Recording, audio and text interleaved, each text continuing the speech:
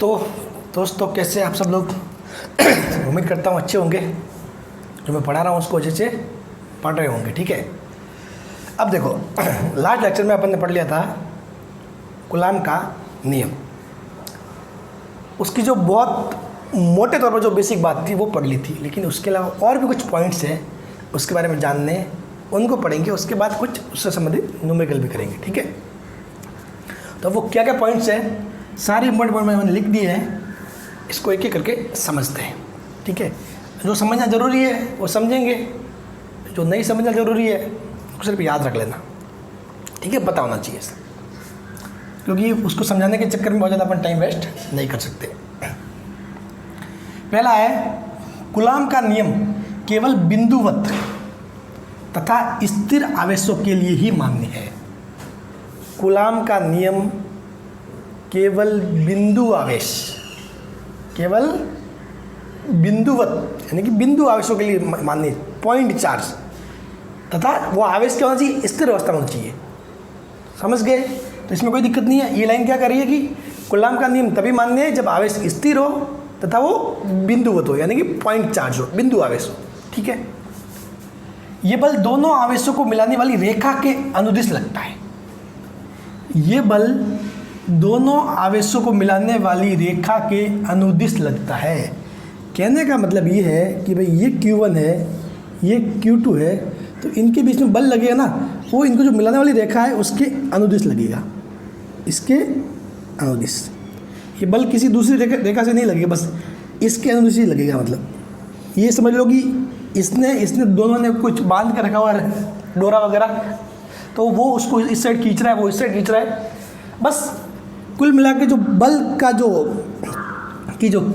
रेखा है, बल की क्रिया रेखा, वो इसके अनुदिश ही कार्य करेगी। ठीक है, तो कहने का मतलब है कि ये बल दोनों आवेशों को मिलाने वाली रेखा के अनुदिश लगता है। अब देखो, ये गति के तृतीय नियम का पालन करता है। गति का तृतीय नियम यानी कि क्रिया प्रतिक्रिया, क्रिया प्रतिक्रिया, कि भाई क्रिया प्रतिक्रिया होता है ना, जैसे कि आपने किसी पे डाला डब्बा तो फिर से आपको फोर्स मिलेगा, तो वो क्या है, क्रिया प्रतिक्रिया है। ठीक है, वो क्या है, क्रिया प्रतिक्रिया। तो ये क्या है, गति के तृतीय नियम का पालन करता है, क्रिया प्रतिक्रिया नियम का पालन करता है। कैसे? देखो, अब मैंने माना कि ये चार्ज क्या पॉजिटिव है, ये भी पॉजिटिव है, तो क्या होगा, पॉजिटिव पॉजिटिव यानी कि इनके बीच क्या होगा, प्रतिकर्षण होगा। भाई क्या होगा, प्रतिकर्षण। पॉजिटिव है ना, दोनों एक ही प्रकार की क्या बोलते हैं, प्रकृति के हैं, तो क्या होगा, प्रतिकर्षण। तो प्रतिकर्षण मतलब दूर दूर भागेंगे, प्रतिकर्षण मतलब दूर दूर भागेंगे। तो दूर भगाने के लिए क्या होगा, इस साइड बल लगाना पड़ेगा, Q2 पे बल इस साइड लगाना पड़ेगा, और Q1 पे बल इस साइड लगाना पड़ेगा। समझ गए? तो क्या होगा कि बल दोनों पे लगेगा। ये Q1 Q2 अगर दो आवेश आप रखोगे पॉजिटिव पॉजिटिव, तो बल दोनों पे लगेगा, और दोनों पे लगने वाले जो बल का मान है वो भी समान होगा। अगर ये इस पे 5 न्यूटन लगा रहा है तो ये भी इस पे 5 न्यूटन ही लगाएगा। समझ रहे हो? अगर ये Q1 Q2 पर 5 न्यूटन लगा रहा है तो Q2 Q1 पर भी क्या लगाएगा, 5 न्यूटन ही लगाएगा। ठीक है, अब बल कौन सा वाला, प्रतिकर्षण वाला बल है, तो ये क्या करेगा, इसको धक्का देगा, तो इसको दूर भगाने वाला बल। ये भी क्या करेगा, इसको दूर भगाएगा, तो ये इस साइड ऐसे दूर भगाएगा। समझ गए? तो इसका मतलब क्या हुआ, क्रिया प्रतिक्रिया क्या होता है, अपने न्यूटन का जो तीसरा नियम है उसमें, गति का नियम में, कि भाई क्रिया प्रतिक्रिया में दो बल लगते हैं, दोनों का मान समान होता है लेकिन दिशा अलग अलग होती है। तो यहाँ देखो, दोनों के मान तो समान है, जितना Q1 Q2 पे लगाया होता है Q2 Q1 पे भी लगाएगा, जबकि दिशा क्या होगी, अलग अलग। ये इस साइड लग रहा है, Q1 पे इस साइड लग रहा है, Q2 पे इस साइड लग रहा है। ये आई के पे, ये माइनस आई के पे। समझ गए? अगर आई जे के हिसाब से करें डिनोट, तो ये आई कैप और ये माइनस आई कैप। तो समझ गए? वैसे इस गति के तृतीय नियम का पालन करता है। इसका एक सदिश निरूपण नाम की चीज़ भी एक टॉपिक है, वो छोटा सा मैं पढ़ाऊँगा, वो डिटेल में नहीं पढ़ाऊँगा, छोटा सा मैं बता के मैं समझा दूंगा चीज़, ठीक है। बाकी मेरे ख्याल से आप समझ गए होंगे कि जो दो आवेशों के मध्य बल लगता है ना, वो अगर Q1 और Q2 रख दिए तो बल दोनों पे लगता है। Q1 भी Q2 पे लगाता है और Q2 भी Q1 पे लगाता है। मान समान होता है, बस दिशा अलग अलग होती है। अगर मान लेते कि ये नेगेटिव होता, ये क्या होता है, नेगेटिव होता, तो क्या होता, इनके बीच में क्या होता, आकर्षण होता भाई। ये होता है ना कि जब विपरीत प्रकृति के मिलते तो क्या होता है, आकर्षण होता है। सभी को पता है, आपको भी हुआ होगा कभी ना कभी, या नहीं हुआ, ठीक है। चलो ये Q1, ये Q2।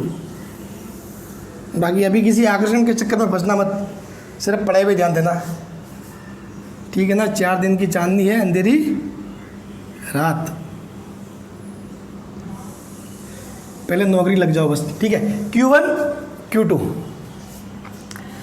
ये प्लस माइनस, ये पॉजिटिव आवेश है, ये नेगेटिव आवेश है, क्या होगा, आकर्षण होगा। तो भाई आकर्षण होगा तो क्या, ये पॉजिटिव है तो ये इसको खींचेगा, आकर्षण करना है तो ये इस पर ऐसे बल लगाएगा, समझ गए। अब ये क्या करेगा, इसको खींचेगा तो ये इसको ऐसे खींचना, मतलब ऐसे बल लगाएगा। मान दोनों बल का समान होगा, क्या होगा, अगर दूरी r है तो Q1 Q2 upon R square, के बराबर क्या होता है 1/4πε, ठीक है। तो ये समझ की चीज़ें, इसमें कोई दिक्कत वाली बात नहीं होनी चाहिए, ठीक है। ये देखो, ये इस साइड लग रहा है तो ये इस साइड, तो बल समान लग रहे हैं लेकिन उनकी दिशा अलग अलग है, इसीलिए इसको क्या बोल रहे हैं, ये गति के तृतीय नियम का पालन करता है। चौथा है, ये व्युत्क्रम वर्ग के नियम का पालन करता है। व्युत्क्रम वर्ग के नियम का पालन यानी कि जो दूरी का 1/r स्क्वायर है ना भाई, बल किसके समानुपाती है, F समानुपाती 1/r स्क्वायर, और कर्मानुपाती हो गया किसके, r स्क्वायर के। तो ये क्या है, व्युत्क्रम वर्ग के नियम का पालन करता है। जिस प्रकार गुरुत्वाकर्षण बल भी इसी नियम के पालन करता है। गुरुत्वाकर्षण में क्या होता है, m1 m2 और r स्क्वायर, उसमें भी ऐसे ही होता है कुछ, ठीक है। तो ये क्या करता है, व्युत्क्रम वर्ग के नियम का पालन करता है। ये दोनों गुरुत्वाकर्षण बल और विद्युत बल दोनों ही व्युत्क्रम वर्ग के नियम का पालन करते हैं। ये संरक्षित प्रकृति का है, यानी कि इसके द्वारा किया गया कार्य केवल प्रारंभिक और अंतिम स्थिति पर निर्भर करता है, समझ गए। जिस प्रकार गुरुत्वाकर्षण बल एक संरक्षित टाइप का बल है, उसी प्रकार विद्युत बल भी क्या है, संरक्षित टाइप का बल है, ठीक है ना। समझ गए कि जिसके द्वारा किया गया कार्य पथ पर निर्भर नहीं करता। अब उसको अपन डिटेल में इतना समझेंगे नहीं, आपको शायद पहले से पता होगा, चीज़ें आपको याद आ रही होगी, बाकी उसके पीछे इतना पढ़ने का काम नहीं है, ठीक है। फॉर एग्जाम्पल चलो मैं बता दूँ एक, जैसे कि गुरुत्वाकर्षण के हिसाब से बताऊँ, ये मार्कर है, ठीक है, यहाँ पड़ा है। अब मेरे को इसको इस लेवल पे लाना है। एक तो मैं डायरेक्ट ला सकता हूँ, एक मैं इसे घुमा कर ऐसे ऐसे करके ऐसे लाया, तो जो किया गया कार्य होगा ना वो हमेशा प्रारंभिक स्थिति और अंतिम स्थिति के बीच की सीधी दूरी पे डिपेंड करता है, ठीक है। तो उनको बोलेंगे क्या, संरक्षित टाइप के बल। बाकी उससे कोई मतलब नहीं कि आप कहाँ से घुमा के ला रहे हो, बस किस पॉइंट पे ला रहे हो अंतिम, वो मैटर करता है। तो उस टाइप के बलों को बोलते हैं संरक्षित प्रकृति का बल, समझ गए। तो ये विद्युत बल हुआ, गुरुत्वाकर्षण बल हुआ, दोनों क्या है, संरक्षित प्रकृति बल है। जैसे कि अब मैं बात करूँ एक घर्षण बल, तो घर्षण बल क्या होता है, संरक्षित प्रकृति का नहीं होता, समझ गए। ये केंद्रीय प्रवृत्ति का बल है। केंद्रीय प्रवृत्ति का बल मतलब बल की क्रिया रेखा एक विशेष बिंदु से गुजरे, यानी कि बल की क्रिया रेखा हमेशा एक बिंदु से गुजरे, ठीक है ना। तो ऐसे ही हो रहा है ना, Q1 Q2 हमेशा एक बिंदु से गुजर रही है। अगर ये बिंदु मान लो तो वहाँ से गुजर रही है, ठीक है। अगर इस कोई वस्तु है उसके ऊपर कोई पॉइंट मान लो तो वहाँ से गुजर रही क्रिया रेखा, हमेशा किसी न किसी बिंदु से गुजर रही है। और इस प्रकार के बल मतलब क्या करते हैं, यानी कि जो लीनियर मोशन है उसमें सहयोग करते हैं। यानी कि अब उसके पीछे ज़्यादा पढ़ना नहीं, वही मैंने बताया था, कुछ टॉपिक कुछ पॉइंट जो समझना है वो समझेंगे, तो नहीं समझना उनको याद रखना। बस मैं ये है कि बात किसकी है, ये मैकेनिक्स से संबंधित बात है, लेकिन आपको एग्जाम में ऐसे पूछा जा सकता है। लाइन दे दी, ये संरक्षित के भी कूलॉम का नियम संरक्षित प्रकृति का बल होता है, कूलॉम का नियम केंद्रीय प्रवृत्ति का बल होता है, कूलॉम का नियम व्युत्क्रम वर्ग के नियम का पालन करता है, और कोई एक पॉइंट दे दिया, अब ये बताओ उसमें से कौन सा गलत है कौन सा सही है। इस टाइप के क्वेश्चंस आ सकते हैं, ठीक है। तो इसीलिए मैंने लिखवाया, ध्यान रखना, ये संरक्षित प्रकृति का बल है और ये केंद्रीय प्रवृत्ति का बल है, ठीक है। केंद्रीय प्लस संरक्षित दोनों, ठीक है। ज़्यादा इसके पीछे नहीं भागना। अब विद्युत बल गुरुत्वाकर्षण बल की तुलना में अधिक प्रबल होता है, ये ध्यान रखना। विद्युत गुरुत्वाकर्षण बल इतना प्रबल नहीं होता, जबकि विद्युत बल बहुत ज़्यादा प्रबल होता है। ठीक है, विद्युत बल की ताकत बहुत ज़्यादा होती है गुरुत्वाकर्षण बल के मुकाबले। ठीक है, अगर मेरे कहने का मतलब यही है कि भाई अगर एक द्रव्यमान ले लिया m1 m2, इसमें चार्ज q1 है q2 है, तो भाई m1 m2 तो हमेशा दो द्रव्यमान के बीच एक बल लगता है, आपको पता है ना, हमेशा दो द्रव्यमान के बीच एक बल लगता है। ठीक है, वो क्या होता है, गुरुत्वाकर्षण बल होता है। तो चूंकि वो गुरुत्वाकर्षण बल क्या होता है, बहुत वीक होता है किसके, इस विद्युत बल की तुलना में। अगर इनके ऊपर कोई चार्ज है ना, आवेश, ठीक है, तो उसके कारण जो बल लगेगा ना, उसका वैल्यू ज़्यादा होगा एज कम्पेयर टू इनके मध्य लगने वाले गुरुत्वाकर्षण बल की तुलना में। ठीक है, जैसे कि ये है, ये क्या है, बोर्ड साफ करने का डस्टर है, ये मैं हूँ, मेरे और इसके बीच में बल लग रहा है। ठीक है ना, वो गुरुत्वाकर्षण बल है Gm1 m2/r²। ठीक है,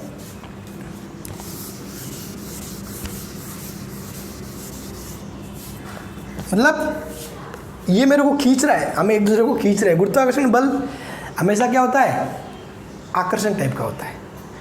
ठीक है, गुरुत्वाकर्षण में ऐसा कुछ प्रतिकर्षण वगैरह नहीं होता।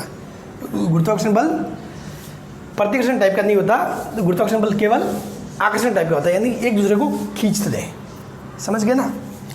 तो मतलब मेरे कहने का मतलब ये है कि विद्युत बल गुरुत्वाकर्षण बल की तुलना में अधिक प्रबल होता है, गुरुत्वाकर्षण बल थोड़ा वीक होता है।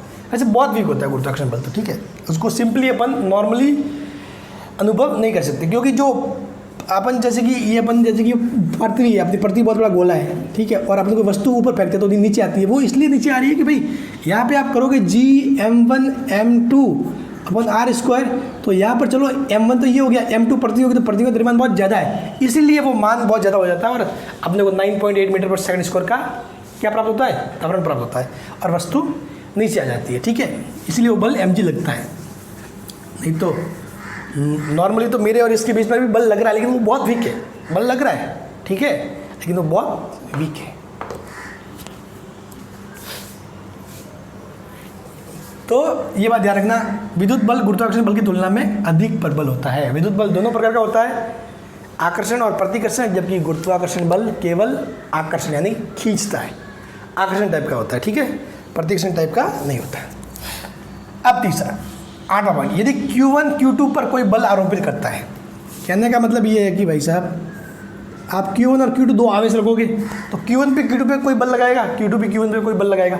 फॉर एग्जाम्पल माना Q1 Q2 पे कोई बल लगा रहा है, ठीक है, तो तीसरा आवेश Q3, अब मैं क्या लेके आया, यहाँ पे कोई तीसरा आवेश Q3 और लेके आ गया, तो इसको लेके आऊँगा ना, तो Q1 द्वारा Q2 पर लगने वाला बल, तो जो Q1 Q2 पर जो बल लगा रहा था उसमें कुछ परिवर्तन नहीं होगा। हो सकता है Q2 पर लगने वाले कुल बल में परिवर्तन हो जाए। कहने का मतलब ये है कि भाई Q1 माना ये भी पॉजिटिव है, ये भी पॉजिटिव है, ये भी पॉजिटिव, ठीक है, इसके और इसके बीच में क्या होगा, प्रतिकर्षण होगा, इसके और इसके बीच में प्रतिकर्षण होगा। ठीक है, ये इस पर 5 न्यूटन का प्रतिकर्षण का बल लगा रहा है। अब मैं Q3 को लेके आया, तो Q3 को लेके आऊँगा ना, तो Q1 द्वारा Q2 पर लगने वाला 5 न्यूटन बल, उसमें कुछ बदलाव नहीं होगा, लेकिन Q2 पर लगने वाले कुल बल वो उसमें बदलाव हो सकता है। कैसे, क्योंकि ये भी तो कुछ लगाएगा, क्योंकि ये भी प्लस है, ये भी प्लस है, तो ये भी इसमें कुछ लगाएगा। ये मान लिया 3 न्यूटन लगा लिया, तो Q2 पे कुल तो कितना लगेगा, 8 न्यूटन, कुल लगेगा 8 न्यूटन, लेकिन Q1 द्वारा लगाया गया 5 न्यूटन, तो 5 ही रहेगा। ऐसा नहीं कि इसके आने से वो 5 की जगह 4 हो गया या फिर 6 हो गया, तो ऐसा नहीं होगा। तो मेरे ख्याल से मोस्टली ये सारी बातें आप समझ गए होंगे। ठीक है, इन पॉइंट्स को एक बार जो भी मैंने बातें बोली उनको अच्छे से देखना। खास तौर पर जो बात मैंने ये गति के 30 दिन का पालन करते इस दौरान बताई, वो अभी जो बात बताई, ये सारे पॉइंट्स अच्छे से उन पर गौर करना, सारे कॉन्सेप्ट क्लियर रखना। ठीक है, अब आगे बढ़ते हैं। तो देखो, कूलाम के नियम का सदिश निरूपण अगर 12th बोर्ड के वगैरह के हिसाब से पढ़े तो ये बड़ा सा डेरिवेशन है, अपने को डेरिवेशन के पीछे नहीं पढ़ना है, चीज़ क्या है बेसिक वो अपन समझ लेते हैं। ठीक है, अब देखो Q1 और Q2 कोई आवेश है, किसी दूरी पर रखे हुए, माना r दूरी है, ठीक है। तो क्या होगा, Q1 पर Q2 के कारण लगने वाला बल, Q1 पर Q2 के कारण लगने वाला बल क्या होगा, F किस पर, 1 पर 1 किसके कारण, 2 के कारण। समझ गए, मैंने F12 के लिखा क्योंकि Q1 पर लग रहा है Q2 के कारण, तो F करके Q1 पर Q2 के कारण, ठीक है। ऐसा करते Q2 पर Q1 के कारण, तो 2 पर 1 के कारण। तो मैंने बल का नाम दे दिया F12 और F21, ठीक है। क्योंकि बल क्या होता है, सदिश होता है, इसलिए मैंने ऊपर सदिश का निशान लगा लिया। तो Q1 पर Q2 के कारण लगने वाला बल F12 है, जबकि Q2 पर Q1 के कारण लगने वाला बल F21 है। अब अगर ये है तो कंडीशन क्या होगी, इसको ध्यान में रखना। कंडीशन ये होगी कि F12 बराबर F21 बराबर माइनस F12, यानी कि इन दोनों, अगर इसको इस साइड लेके जाओगे, ठीक है, तो ये आपस में जुड़ के 0 हो जाएंगे। तो कहने का मतलब ये है कि भाई दोनों बल की दिशा विपरीत है, दोनों बल की दिशा क्या है, विपरीत है। अब यहाँ पर देखो, यहाँ पर लिखा मैंने मापांक, इसका मतलब क्या होता है, ऐसे लगा देते हो क्या होता है, मापांक होता है कि मतलब उसकी वैल्यू, जबकि वैल्यू क्या है उनकी, समान है। वैल्यू क्या है, समान है। सिंपल सा कहने का मतलब ये कि दोनों आवेशों पर लगने वाला बल परस्पर परिमाण में समान, इसमें वैल्यू क्या होगी, समान होगी, तथा दिशा में विपरीत होता है, एग्जैक्ट विपरीत। अगर I है तो -I, J है तो -J, K है तो -K, तथा दिशा में विपरीत होता है। अतः ये न्यूटन के तृतीय नियम क्रिया प्रतिक्रिया का पालन करता है। भाई क्रिया प्रतिक्रिया का नियम ये तो कहता है कि भाई जहाँ दो बल कार्य करते हैं किन्हीं दो वस्तुओं के मध्य, ठीक है, तो दोनों बलों का मान समान होता है, उनकी दिशा अलग अलग होती है, ठीक है। तो सिंपल सी बात समझ गए, Q1 Q2 पर जितना बल लगाएगा उतना का उतना Q2 भी Q1 पे लगाएगा, और दोनों बलों की दिशा क्या होगी, एक दूसरे के विपरीत होगी, ठीक है। समझ गए, अगर पॉजिटिव पॉजिटिव है तो दोनों दूर भागने वाले, ये इस पे इस साइड लगाएगा, ये इस पे इस साइड लगाएगा, विपरीत होगी। अगर दोनों एक पॉजिटिव और एक नेगेटिव है तो क्या होगा, ये इसको खींचेगा, इस साइड खींचेगा, ये भी इसको खींचेगा तो इस साइड। समझ गए, तो इसमें कोई डाउट नहीं रहना चाहिए। अब ये चीज़ तो होगी। अब एक चीज़ मैं फिर से और बताता हूँ, फिर थोड़ा न्यूमेरिकल करेंगे, ठीक है। वैसे ये जो अपन पढ़ रहे हैं ये कोई टॉपिक नहीं है एक्चुअली में, के नॉट, एप्सिलॉन नॉट, इन चीज़ों को लेकर कन्फ्यूजन रहता है, ठीक है। तो कन्फ्यूजन को क्लियर करने के लिए मैं ये बता रहा हूँ चीज़, ठीक है। देखो अपने माध्यम में क्या होता है, बल F माध्यम में, तो माध्यम में क्या बल होगा, F equal to K Q1 Q2 R square. अगर निर्वात है तो F equal to K naught Q1 Q2 R square. अब माध्यम में कुछ भी हो सकता है, ठीक है, माध्यम कुछ भी हो सकता है, जहाँ भी माध्यम होगा उसका कुछ ना कुछ एप्सिलॉन R होगा, ठीक है। लेकिन निर्वात का एप्सिलॉन R क्या होता है, हमेशा 1 होता है, जबकि माध्यम का 1 से ज़्यादा होगा, कुछ भी हो सकता है, ठीक है। अब आपने बोला K बराबर कितना, 1/4 एप्सिलॉन, जबकि यहाँ पर K नॉट कितना होता है, 1/4 एप्सिलॉन नॉट। अब देखो 1/4 एप्सिलॉन, आपने को पता है एप्सिलॉन बराबर कितना होता है, epsilon not into epsilon R होता है, ठीक है। एप्सिलॉन बराबर कितना होता है, epsilon not into epsilon R। तो इसको यहाँ रख दो, एप्सिलॉन की जगह रख दिया epsilon not into epsilon R।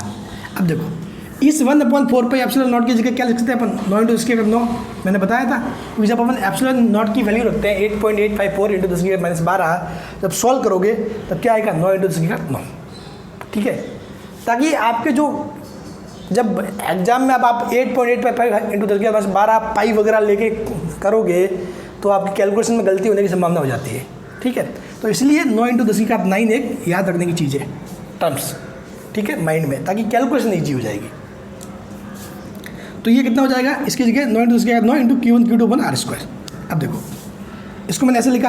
अब मैंने इस पार्ट को क्या लिख लिया, ये वाला पार्ट कितना होता है, 9 इंटू 10⁻9, ठीक है। तो 9 into 10⁻9 upon epsilon R Q1 Q2 R square. तो इसको मैं कैसे लिख सकता हूँ, ये 9 × 10⁻⁹ क्या है, k0 है, k0 ही तो है। तो k0 upon epsilon r, Q1 Q2 upon r²। तो क्या हो जाएगा, इसका मतलब क्या हो जाएगा, k की जगह क्या लिख सकते हैं अपन, k0 अपॉन एप्सिलॉन r। तो k0 क्या हो सकता है, k0 हमेशा क्या होगा 9 × 10⁻⁹ और एप्सिलॉन r, अगर कोई माध्यम है तो एप्सिलॉन r दिया होगा, कुछ वैल्यू होगी, 2 हो सकती है, 3 हो सकती है, 10 हो सकती है, ठीक है। उसके हिसाब से आपको पुट करना है, कैलकुलेशन ईजी हो जाएगी, समझ गए। नहीं तो इसके हिसाब से जाओगे ना 1/4 pi epsilon not into epsilon r, तो ऐसे करने बैठोगे ना 1/, फिर 4 पाई, फिर 8.85 10⁻12, फिर यहाँ कुछ वैल्यू 3, उसको सॉल्व करने बैठोगे कितना टाइम लगेगा। तो अपने क्या किया, इस वाले हिस्से को पहले से सॉल्व कर लिया और फिर जो बाकी आएगा उसको भाग कर देंगे। बात समझ गए ना। तो इसीलिए इसको एक बार ध्यान से देख लेना ताकि आपके कैलकुलेशन में ईजी हो जाए। आपको 9 × 10⁻⁹ माइंड में रख के चलना। बाकी एप्सिलॉन नॉट की वैल्यू जरूर याद रखनी है, वो काम आएगी, ठीक है।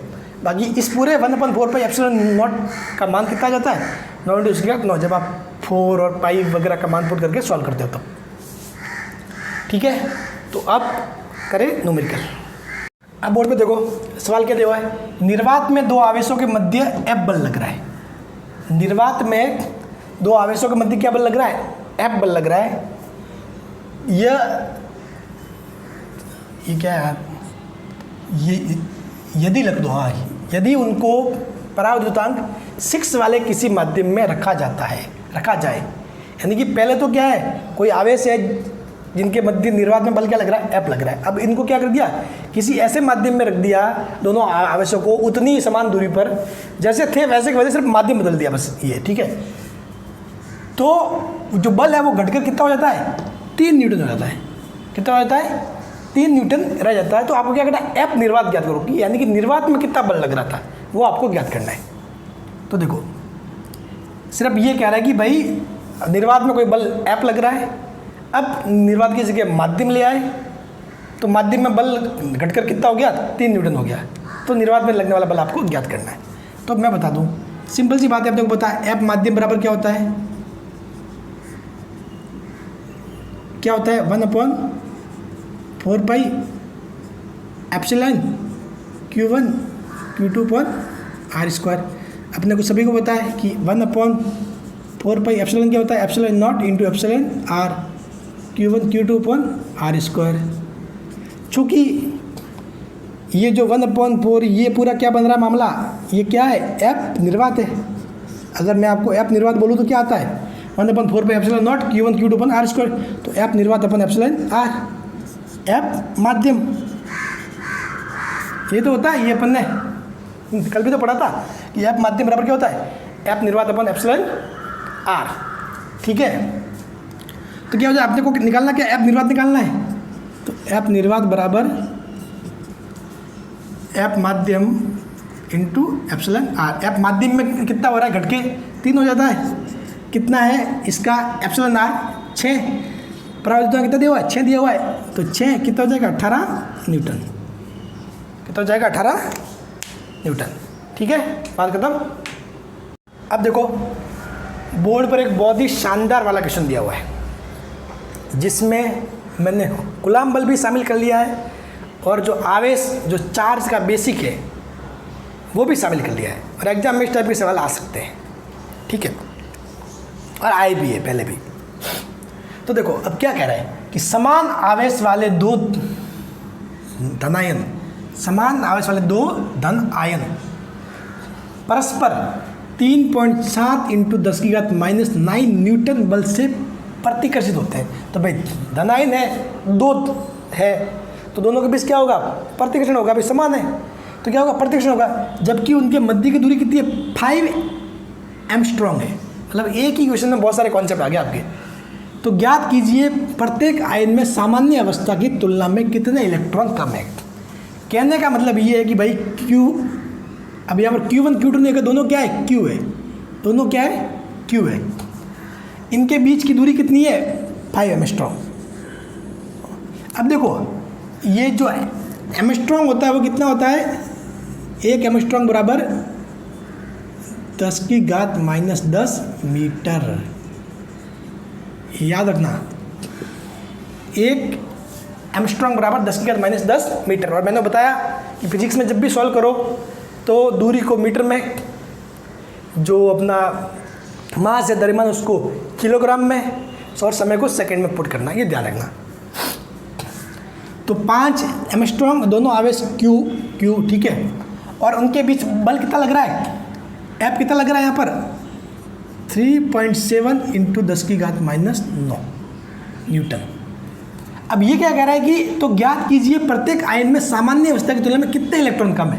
उसके कहने का मतलब ये है कि भाई दोनों के बीच प्रतिकर्षण बल लग रहा है, दोनों के ऊपर क्या है, समान आवेश है, यानी कि समान प्रकार का धन आवेश है। तो धन आवेश आएगा कब, जब वो इलेक्ट्रॉन देंगे तब धन आवेश आएगा। तो ये है कि भाई कितने इलेक्ट्रॉन कम हुए, भाई ये ना कि अगर पहले 4 थे प्रोटॉन, 4 थे इलेक्ट्रॉन, तो कुछ अगर एक इलेक्ट्रॉन दे दिया तो क्या हो जाएगा, ये पॉजिटिव हो जाएगा, धनावेशित हो जाएगा। तो यहाँ पे अपने को पता करना कि भाई इतना आवेश लाने के लिए पहले तो अपने को आवेश निकालना पड़ेगा, और उतना आवेश लाने के लिए कितने इलेक्ट्रॉन इसको देने पड़ेंगे, बात समझ गए ना। तो वो अपन निकालने वाले हैं। तो देखो अपने को पता है, चूँकि F बराबर क्या होता है, F बराबर क्या होता है, समान आवेश वाले दो धनाएं परस्पर ये, ठीक है। तो K F बराबर क्या होता है, K Q1 Q2 upon R² होता है, अपने को सभी को पता है। लेकिन अब देखो मैंने यहाँ पर कोई माध्यम नहीं दिया है, मैंने यहाँ पर कोई माध्यम नहीं दिया है। जब भी कोई माध्यम नहीं दे तो आपको निर्वात मान के चलना है। जब भी कोई माध्यम नहीं दे तो क्या मान के चलना है, निर्वात। और निर्वात की स्थिति में K बराबर क्या हो जाएगा, K0 भाई, यानी कि निर्वात की स्थिति में क्या हो जाएगा, ये बल अपने आप में क्या हो जाएगा, F = 1/4πε0 Q1 Q2 पर R², ठीक है। अब देखो F निर्वात में ये कितना होगा, 9 × 10⁹ और ये Q1 Q2 क्या दोनों क्या सेम है, Q का स्क्वायर, और R कितना है 5 एंगस्ट्रॉम है, कितना है 5 एंगस्ट्रॉम है, ठीक है। तो आप इसको यहाँ पुट कर सकते हो, ठीक है। तो ये चीज़ आप कर सकते हो, फिर उसके बाद इसको सॉल्व कर सकते हैं। अब मैं इसको ऐसे नहीं करके सिंपल सा तरीका बताता हूँ मैं आपको। F = क्या हो जाएगा, क्योंकि बात किसकी आ रही है, बल किस में लग रहा है, निर्वात में लग रहा है। तो K नहीं होके क्या हो जाएगा, K0 जिसका मान 9 × 10⁹, ठीक है।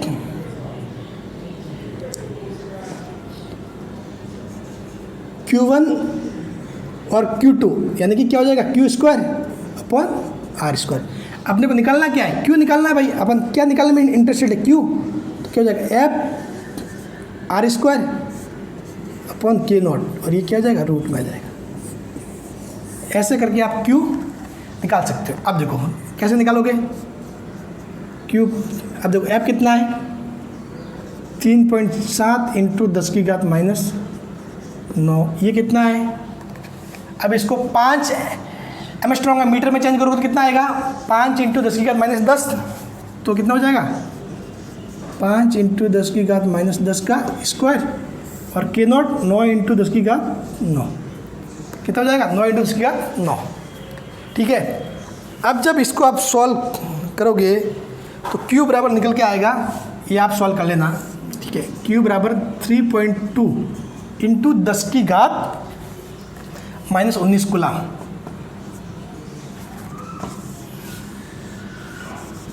Q बराबर निकल के आएगा 3.2 × 10⁻⁻19 कूलम। कितना हो जाएगा, 3.2 × 10⁻⁻19 कूलम, ठीक है। ये आप इसको जब सॉल्व करोगे तो ये आएगा, ठीक है। और इस टाइप की कैलकुलेशन आपको सॉल्व करनी है, क्योंकि अध्यक्ष बोर्ड इस टाइप की कैलकुलेशन पूछेगा भी, और पूछी हुई भी है, ठीक है। तो सॉल्व करने में कितना जाएगा, Q = 3.2 × 10⁻⁻19 कूलम। अब देखो इस पर आवेश Q कितना है, Q आ गया 3.2 × 10⁻⁻19 कूलम।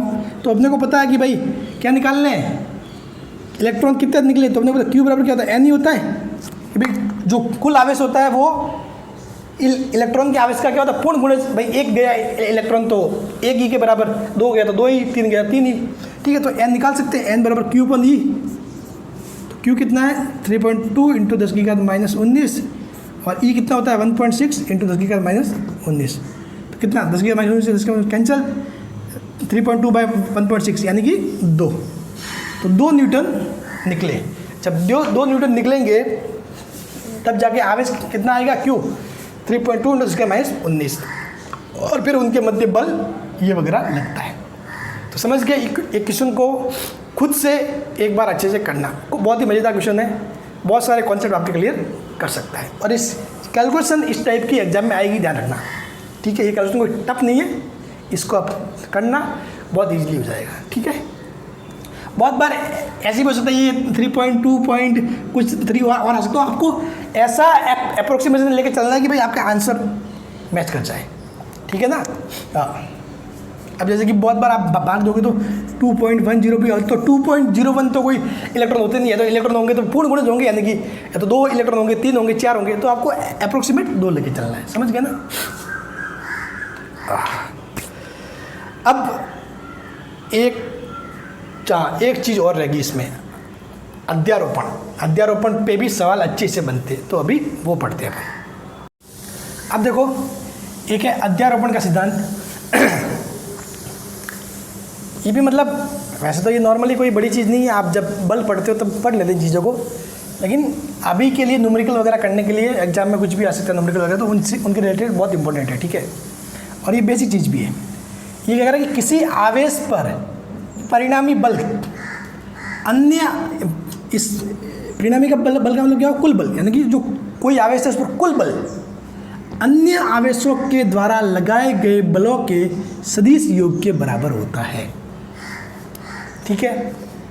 अब कहना क्या चाह रहा है, देखो, माना कोई निकाय है या फिर कोई जगह है जहाँ पर 4 आवेश रखे हुए, Q1 Q2 Q3 Q4, तो साफ बात है 4 आवेश रखे हुए मतलब चारों के बीच में आपस में बल लग रहा होगा।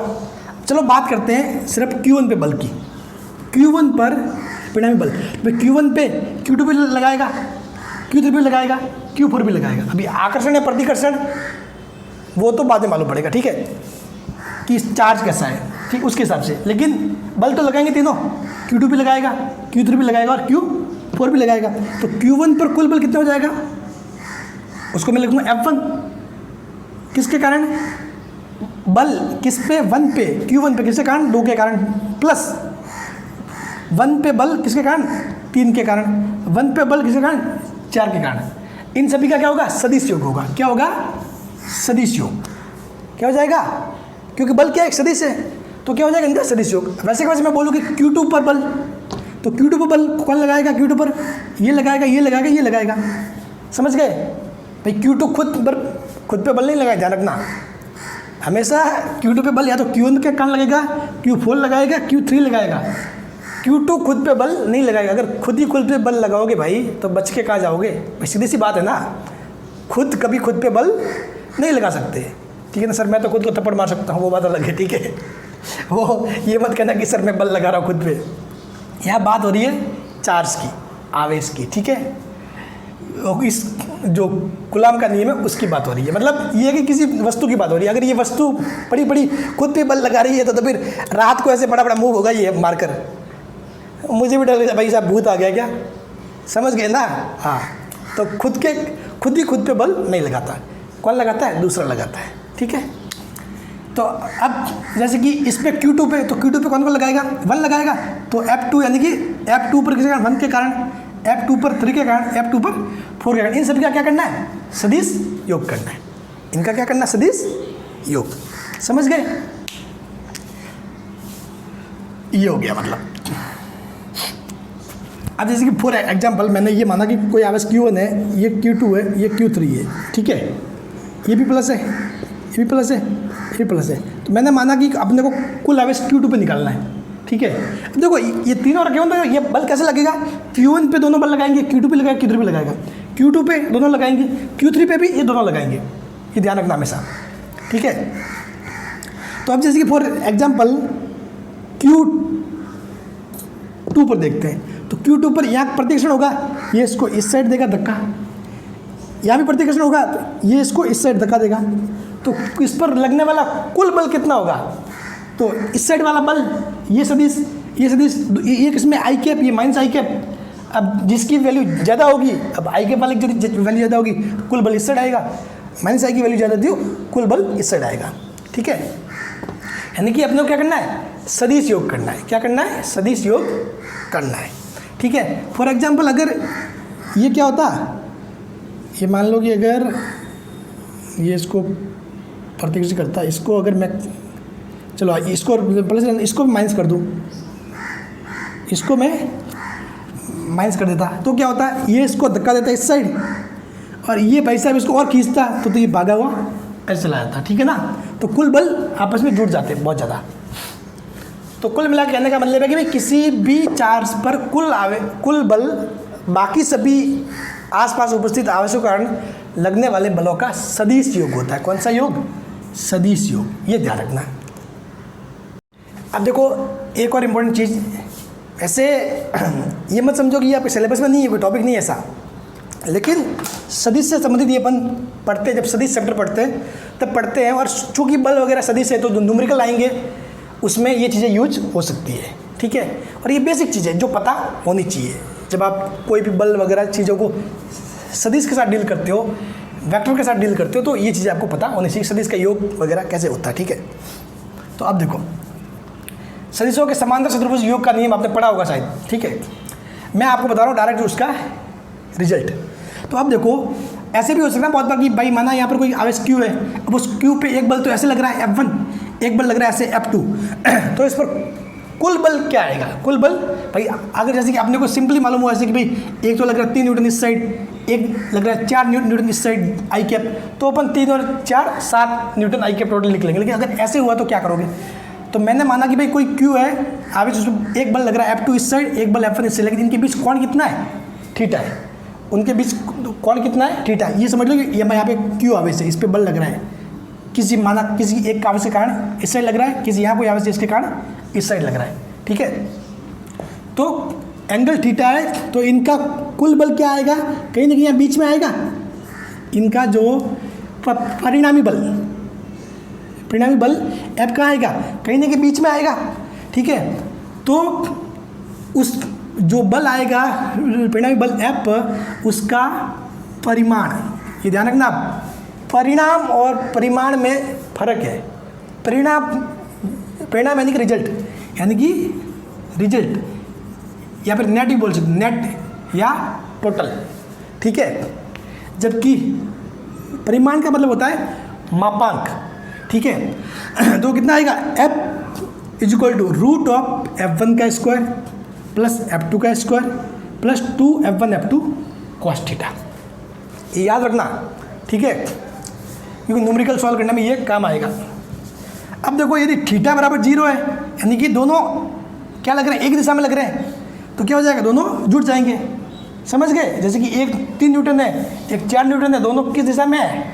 आई वाली दिशा में, आई कैप है, तो 3 + 4 7 आई कैप। ठीक है, अब थीटा क्या है? 90 है, मतलब ये ऐसे एक ऐसे लग रहा है, एक ऐसे लग रहा है, तो कुल आएगा F = रूट ऑफ F1 का स्क्वायर प्लस F2 का स्क्वायर। ये थीटा 180 है, मतलब एक तो ऐसे लग रहा है, दूसरा ऐसे लग रहा है, उल्टा। कौन कितना हो गया? 180। तो क्या हो जाएगा? या तो F1 - F2 होगा भाई, अगर F1 बड़ा होगा तो F1 - F2, अगर F2 बड़ा होगा तो F2 - F1। समझ गए? इस चीज़ को अच्छे से नोट कर लो, क्योंकि न्यूमेरिकल में ये चीज़ें काम आएगी। ठीक है, अब देखो बोर्ड पे एक न्यूमेरिकल है। Q1 कितना दिया हुआ है? 3 मिली कूलाम। Q2 कितना? -2 पिको कूलाम। R कितना दूरी? 3 मीटर दी हुई है। इनके बीच लगने वाला विद्युत बल ज्ञात करना है। अब देखो ये सवाल दिखने में सिंपल लग रहा है, लेकिन बहुत सारे कॉन्सेप्ट मैं सिखा दूंगा इसमें। ठीक है, तो Q1 Q2 दूरी कितनी है? R 3 metre. ठीक है, ये कितना है? 3 मिली कूलाम, ये -2 पिको कूलाम। तो अपने को पता है, अब मैंने यहाँ पे कुछ भी माध्यम नहीं दिया हुआ, तो अब क्या मान के चलो? निर्वात मान के चलो। ठीक है, तो F बराबर क्या हो जाएगा?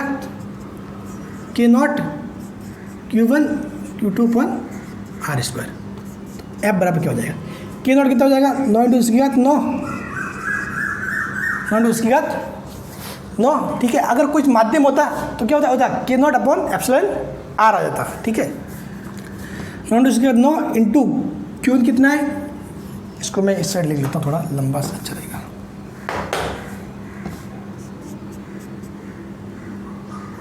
नौ इंटू 10 की घात 9 इंटू क्यू कितना है 3 मिली गुलाम, मिली यानी कि 3 इंटू 10 की घात -3, 3 इंटू 10 की घात -3।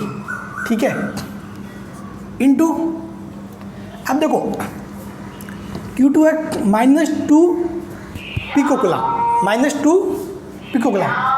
अब देखो आप क्या कर सकते हो, या तो चाहो तो इसको माइनस में रख सकते हो, या फिर चाहो तो पॉजिटिव में भी रख सकते हो। अब देखो माइनस में रखोगे तो वो आपको ऑटोमेटिकली मालूम पड़ जाएगा कि ये आकर्षण लग रहा है या प्रतिकर्षण लग रहा है, और अगर पॉजिटिव में रखोगे तो फिर आपको देख के पता लगाना पड़ेगा कि भाई हाँ ये पॉजिटिव में है, ये नेगेटिव में, इसलिए क्या लगेगा, आकर्षण लगेगा। ठीक है, तो अब देखो फॉर एग्जाम्पल मैं चलो इसको ऐसे लिखता हूँ, पॉजिटिव लिखता हूँ, 2 पिको यानी कि 10 की घात -12 अपॉन आर कितना है 3 मीटर, तो 3 का स्क्वायर कितना हो जाएगा 9, 3 का स्क्वायर 9 हो जाएगा, तो 9 से 9 कैंसल। ठीक है, अब कितना हुआ ये 6, 3 इंटू 2 6 हो गया। अब ये कितना है घात में देखो 12 और 3 माइनस की घात 15 और प्लस की 9, तो यानी कि 6 रहेगी माइनस की कितना आया 6 इंटू 10 की घात -6 न्यूटन, ये आया। 9 से 9 कैंसिल, 3 इंटू 2 6, ये कितना हो गया, ठीक है 6 इंटू 10 की घात -6 न्यूटन, ये आया बल। अब देखो अगर मैं यहाँ पर इसको माइनस में रखता तो ये क्या आता, -6 इंटू 10 की घात -6 न्यूटन, ये आता। तो ये माइनस आ रहा है, इसका मतलब क्या होता, आकर्षण। इसका मतलब क्या हो रहा है, आकर्षण। या तो आप इसको ऐसे लिख सकते हो, F बराबर -6 इंटू 10 की घात -6 न्यूटन, मतलब माइनस क्या दिखा रहा है, आकर्षण। या फिर इसको कैसे लिखते हो, F मान निकाल के आकर्षण। बात समझ रहे हो? ठीक है, अगर मैं पॉजिटिव लिखूंगा तो जो वैल्यू आएगी उसके साथ में मैं क्या मैसेज कर दूंगा कि भी आकर्षण टाइप का बल है, बताना पड़ेगा कि ये आकर्षण टाइप का बल है, क्योंकि एक पॉजिटिव में एक नेगेटिव में आकर्षण लिख दो। अब कि सर मेरे को तो कुछ भी नहीं लिखना, मैं तो सिर्फ सिंबल से बताऊंगा, तो आप जो माइनस में माइनस में रख दो, तो क्या आएगी वैल्यू, माइनस आएगा, तो माइनस मतलब आकर्षण।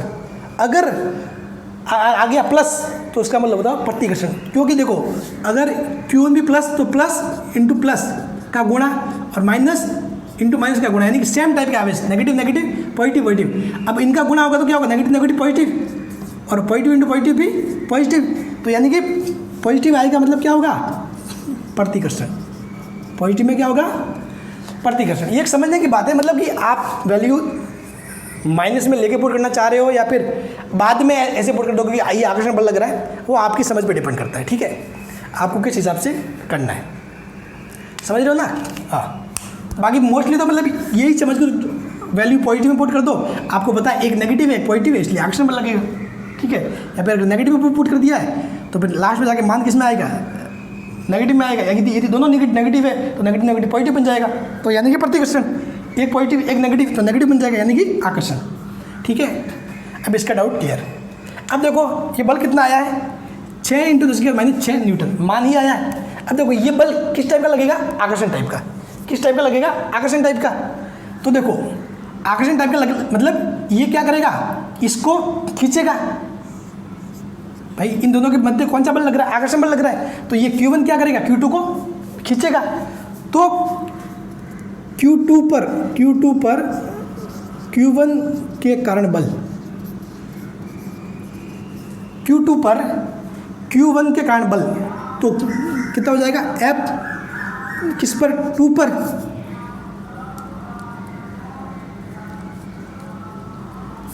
किसके कारण, 1 के कारण, यानी कि 2 पर किसके कारण, 1 के कारण बल। बल का मान कितना है 6 इंटू 10⁻⁻6, ठीक है। और देखो अब क्या होगी दिशा, दिशा क्या हो जाएगी, इस साइड लग रहा है यानी कि माइनस आई कैप, माइनस आई कैप। क्या लिखोगे, अब यहाँ पर ये माइनस आई कैप है, जो माइनस आ रहा है ना, ये माइनस आई कैप की दिशा बता रहा है, समझ रहे हो ना। ये माइनस वो आकर्षण प्रतिकर्षण वाला नहीं बता रहा, ये बात फिर से कह रहा हूँ, इसीलिए मैं इस सवाल को करवा रहा था कि कभी कन्फ्यूजन ना हो, ठीक है। अब मैं बोलूँगी, अब ये क्या करेगा, Q2 पे Q1 पे लगाएगा, Q2 क्या करेगा, Q1 को खींचेगा, ठीक है।